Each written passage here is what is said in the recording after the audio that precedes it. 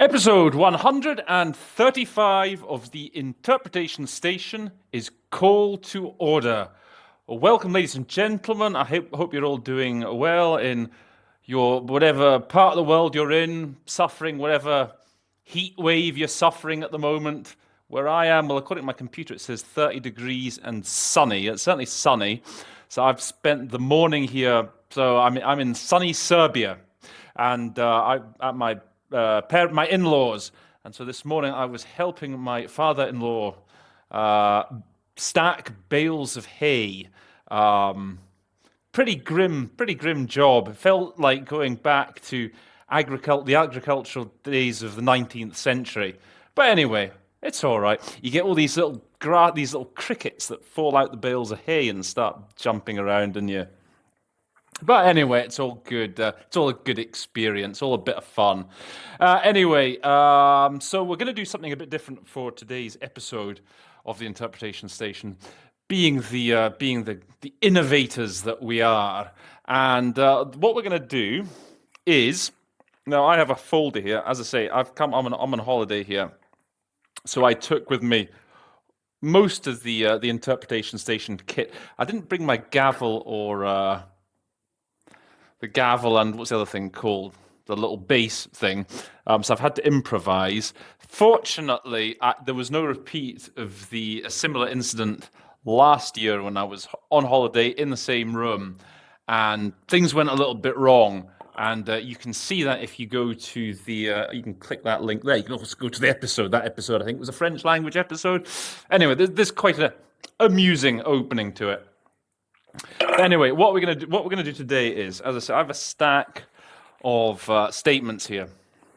The Interpretation Station papers. There you go. You see how many of them are? Lots of statements there. And I'm going to pull one out at random. Now they're all in French, Russian, Spanish, Arabic. Don't know. Oh, and there's a few English ones and English as well, actually. What we're going to do is I'm going to pull one out at random, and I'm going to make the episode based on that statement. I'm going to first go through it and give a quick sight translation of it, okay, to see how I would do it cold. And afterwards, I'm going to give a slightly more detailed breakdown once I've had time to read it through and sort of digest the important points. But just for you to see how I respond in this situation where you're completely cold, you don't know what the subject. It does happen at work. You just come in, you haven't bothered. You don't want to be in this position. You want to make, but it does happen. Hell, you come in and you don't know what your meeting's about. You're just being so blasé and cavalier. You just stroll in. You're so confident. I don't know, and you just stroll into the booth and you just take whatever comes at you. So we're going to try that approach. Again, not an approach to be advised, but hell, it's always fun to replicate possible scenarios. So whether it's and if it's in English, if I pull out an English one, then I'm going to interpret it into French, okay? And we'll see how that works out. I've never done an episode into French, but just because this is a bit of a fun one, I'll leave myself that possibility open. Okay, so here we go. So there we go. There's papers here. And I'll just stick my finger in here. Okay. See this one, right? I've pulled one out here. God help me. I've got, as I say, could be on anything. Okay. I think I've come out quite lucky here. Okay, it's Argentina. It's the 34th special session on the deteriorating human rights situation in Ukraine in light of the Russian aggression. General debate. So this was at the Human Rights Council. This was from the 12th of May, 2022. So here we go. I'll put the text up on the screen. So here's my sight translation of it. First, just a cold attempt. President, we note with grave concern and we profoundly regret the war in Ukraine and its adverse impact on enjoyment of human rights, including the right to life, health, food, education, and housing. We reiterate to the Russian Federation that they must immediately cease use of force and we vehemently condemn the invasion of Ukraine as well as the military operations in its territory. We reaffirm our firm commitment to the sovereignty, political independence, territorial integrity, and unity of this country. We are concerned by the reports of OHCHR which speak of repeated indiscriminate armed attacks against populated areas, which have killed thousands of civilians and caused massive destruction of civil infrastructure, including hospitals and schools, actions which could be tantamount to war crimes. We are also profoundly troubled by OHCHR reports of allegations of torture, extrajudicial execution, summary and arbitrary execution, enforced disappearance, sexual and gender-based violence, and massive population displacement. In that regard, we urge all parties to the conflict to respect the international human rights law, IHL, and international refugee law, and in particular the principles of distinction of civilians, proportionality, and necessity in attacks. There will be no genuine remedy without accountability for the perpetrators of violations of human rights and of IHL. These should be investigated. Justice should be guaranteed, as should reparations for the victims. Here we agree with the High Commissioner that all belligerents should guarantee the preservation of evidence related to violations of IHL and of human rights law, the proper identification and burial of remains, and effective and comprehensive registration of all deaths linked to the armed conflict. Finally, we also urge the parties to the conflict to fully cooperate with the protection mechanisms instituted by this Council, including the COI, guaranteeing comprehensive, unhindered access to all information and all affected areas of Ukraine. I thank you. Okay, so as I say, I think I got quite lucky there. It was a fairly straightforward text. It's on Ukraine, so I've had quite a lot of practice at that of late, but there's some interesting, some good vocabulary in it that is worth going into in a bit more depth. And so what I'm going to do at this point is I'm just going to pause the video, sit down with a cup of coffee, digest it a bit further, and then we'll come and see what solutions I offered in the heat of the moment and what other solutions perhaps we could think about. So see you in a moment. Okay, now that I've had a chance to get my breath back after that site translation on the fly, recover a little bit, study the text in a bit more detail, we can now go into a bit more, we can break it down in a bit more detail. So you should be able to see it up on the screen here. Now you'll see some notes actually written here in blue ink. Now these, I think I must have basically, when I got this text, I don't think I was working. I must have gone into the room afterwards, probably found the paper bin, dug through it, took out some text from the from that meeting. That's what I have a habit of doing. I do like to dig around the rubbish and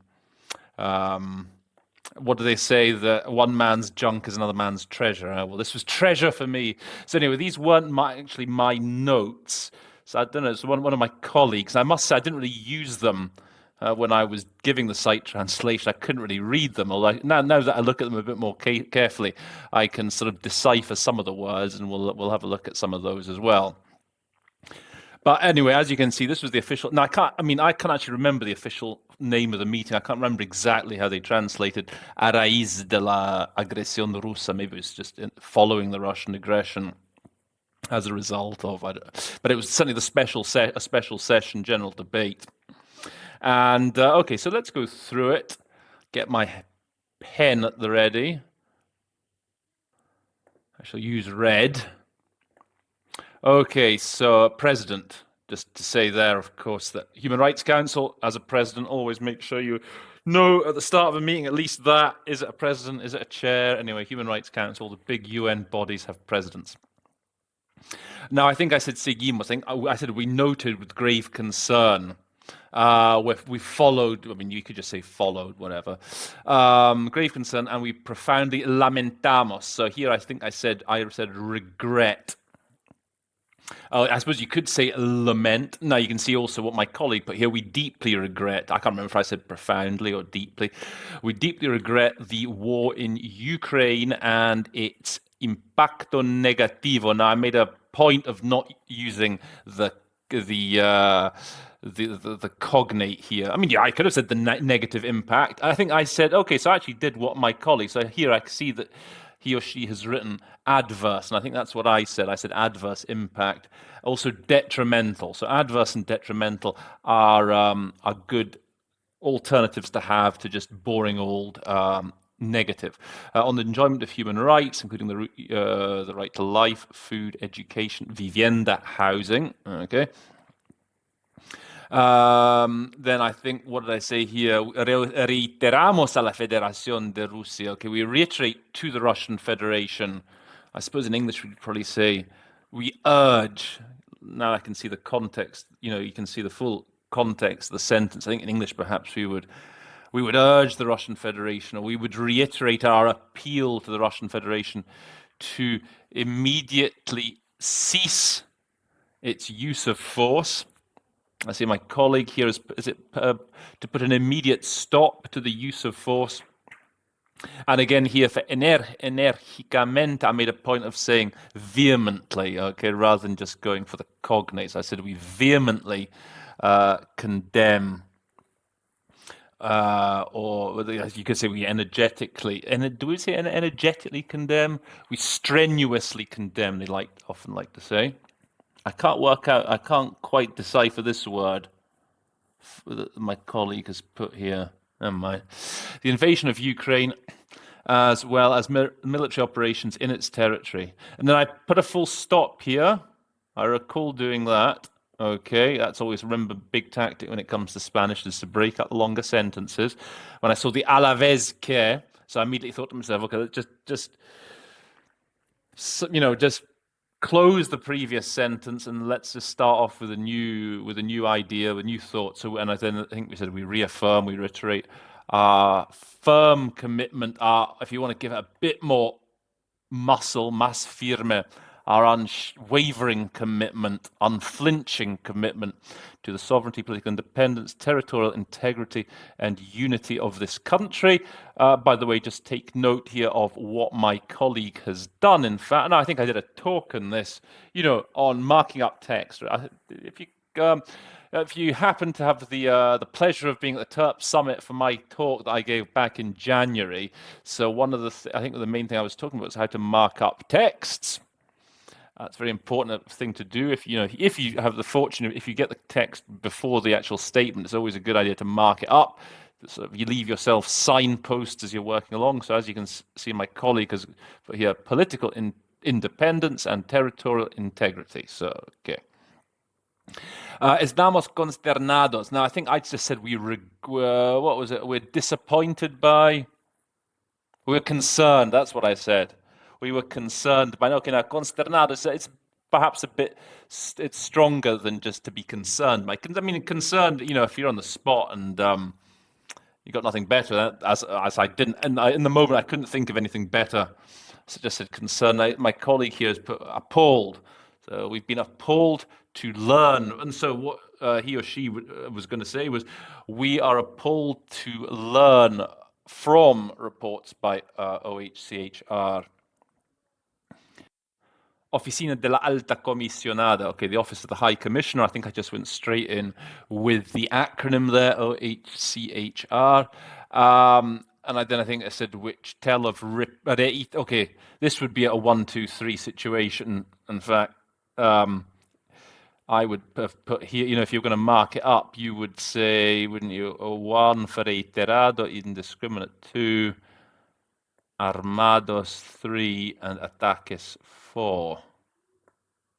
You'd say repeated indiscriminate armed attacks rather than reiterated. Okay, we talk about repeated attacks against populated areas. Zonas, I tend not to go for zone very often. I think it's a slightly different connotation in English. Populated areas, which have killed. There's an argument here, I guess, from putting a full stop here, maybe. These have killed thousands of civilians, and did I say caused massive destruction? I think I may have just phrased this slightly differently. I think I said caused massive destruction of civilian infrastructure, including hospitals and schools, actions which could be, and okay, yeah, I mean, I think here, constituir, I think I said that could be tantamount to war crimes. You could just say that constitute war crimes, amount to war crimes. So for the use that use of constituir, that you have sort of those, all three of those are pretty similar in meaning. Constitute war crimes, are tantamount to war crimes, amount to war crimes. And also my colleague here, interestingly, I think she decided to just go with a new sentence. These acts could constitute war crimes. All right. We're also profoundly concerned by reports from OHCHR of allegations of torture. Now here, okay, what I did here, you'll see that this is actually all a package, okay? Ejecuciones extrajudiciales, sumarias, or arbitrarias. So in fact, those three adjectives, number one, number two, and number three, geez, all refer back to execuciones, right? Extrajudicial, summary, or arbitrary executions. And when I saw the extrajudiciales, I just jumped in straight away. I said extrajudicial executions. And then I saw, okay, sumarias or arbitrarias, obviously also referring back to executions. So I think I just repeated the executions, extrajudicial executions or summary or arbitrary executions. That's a technique, again, just to get yourself out of a little, if you fall into that little trap of jumping in too early, which is a perfectly understandable trap to fall into. Desapariciones forzadas, remember in English it's enforced disappearance. Then sexual and gender-based violence, again. Notice here, okay, what has my colleague put here? Certainly GBV for gender-based violence. So SGBV is also an acronym, sexual and gender-based violence. And I think that's a pretty legitimate acronym to be going with. It's used a lot. A massive population displacement, mass displacement of populations. In that respect, do you really need to say in that respect? That's a sort of classic site. That's a classic example of if you're under pressure in a real hurry of something you can just drop. Okay, we urge all parties to the conflict to, I think I just said respect. I just used the cognate. I think that says comply. My colleague has used to comply with international human rights law, IHL, so Derecho Internacional Humanitario. Again, like my colleague did, you can just go straight in with the acronym IHL, and international refugee law. Now, I was just interested to look this expression up, this principios de distinción de civiles.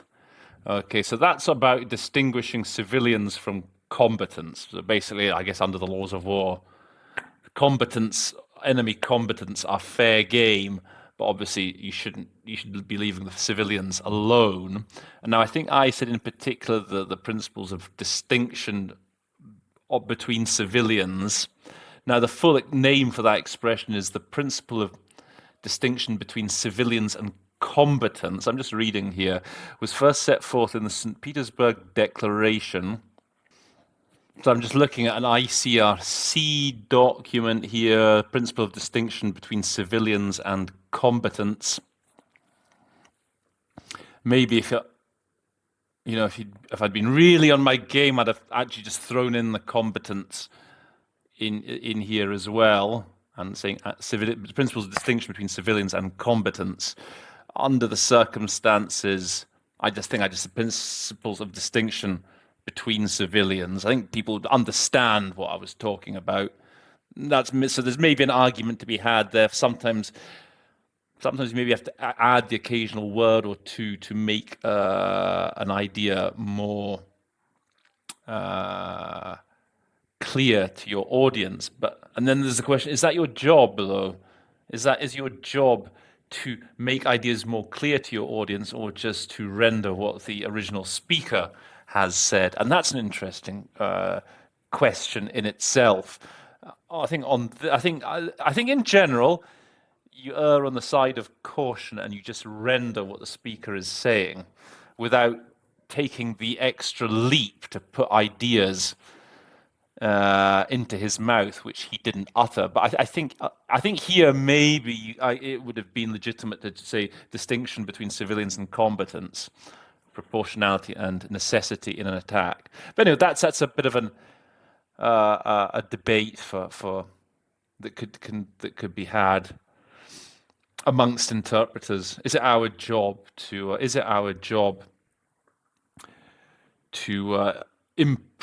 to make up for the failings of the original speaker or the original drafter of a statement? Is it our job to be correcting his mistakes? Again, I think here maybe we could have, but I don't think it matters too much here. Okay, there will be no genuine reparation. So I think here I said remedy.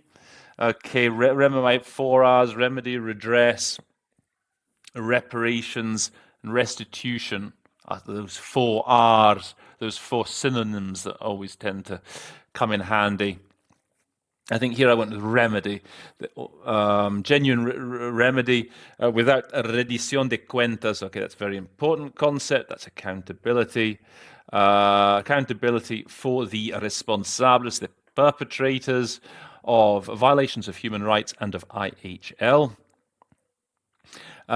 These should be investigated. And then, okay, here again, you have a clause here that starts with a reflexive: se debe garantizar.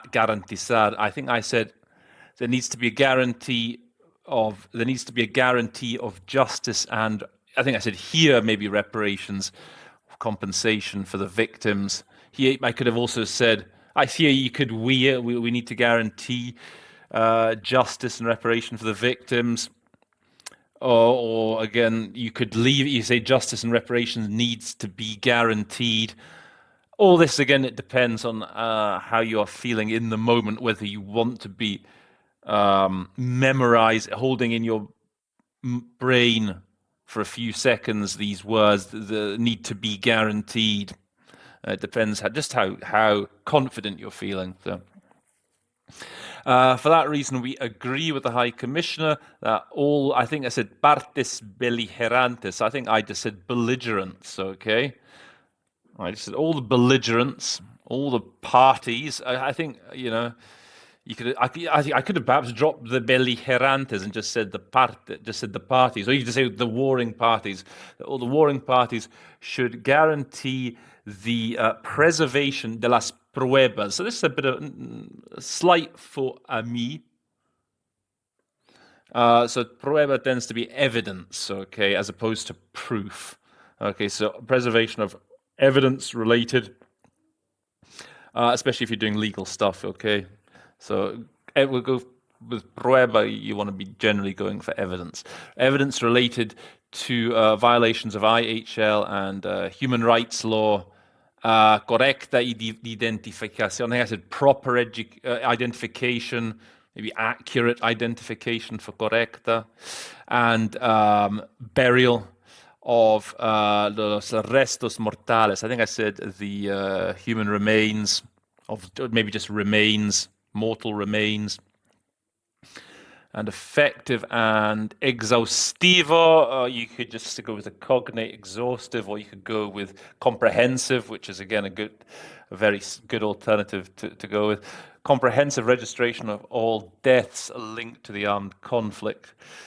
Finally, we urge all parties to the conflict to fully cooperate with the protection mechanisms. Protection mechanisms instituidos por este Consejo, instituted by this council, created by this council. Now here I said, what did I say here? La Comisión de Investigación. So I think I said the Commission of Inquiry.